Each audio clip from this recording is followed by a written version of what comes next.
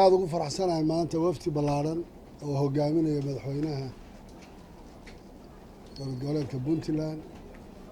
oo ay la socdaan madaxweynihii hore waxaan faroole iyo wafdi ballaaran oo kale inaad maanta noogu timaadaan munaasabadan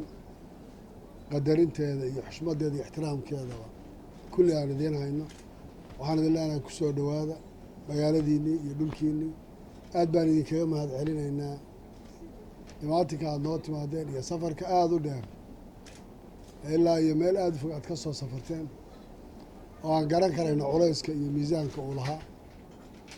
waxaana rajaynayaa insha allahu imaatinkiinani inuu noqdo fure wax badan oo xal iyo wanaag iyo horumar intaba keenaya aadna aan ugu faraxsanahay inaan maanta aan isu nimaadno wixii wara dib baan u dhigan doonaa madaxweyne ku soo dhowow Kismaayo aad baan kaaga mahad celinayaa imaatinka adiga waftigaaga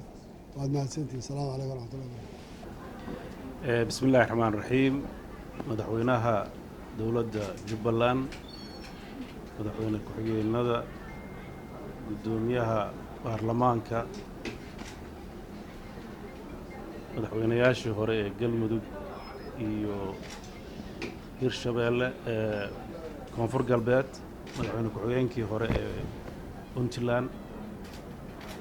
dhammaan inta halka joogta dhammaantiin assalaamu calaykum waraxmatullahi wabarakaatu runtii aad baan ugu faraxsannahay sida diiran oo dowlad iyo shacabba maanta noola soo dhoweeyey waan ka mahadnaqaynaa waa waajib na saarnaa maadaama ay madaxweynuhu horay dhowr jeer u noo soo booqday inaan annagana u soo booqanno la wadaagno farxadaha iyo murugadaba waxaan rajaynaynaa haddii ilaahayna muddada aan joogno in arrimaha muddadii u dambeysay Jubbaland ka jiray aan wax ka galno haddii ilaahayno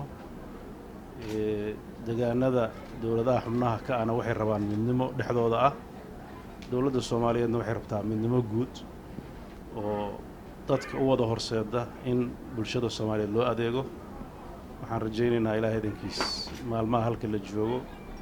in wax badan la isweydaarsan doono culaysyada siyaasadeed ee dalka jirana ay ambaqaad u noqon doonto waxaan ku kalsoonahay ilaahay dankiis in wax kastoo kale aragti duwanaana xal waara laga gaari doono horumar iyo wanaag iyo dowladnimona wadadeeda la qaadi doono aad baan inaga mahad celinayaa waad mahadsantihiin assalaamu calaykum waraxmatullahi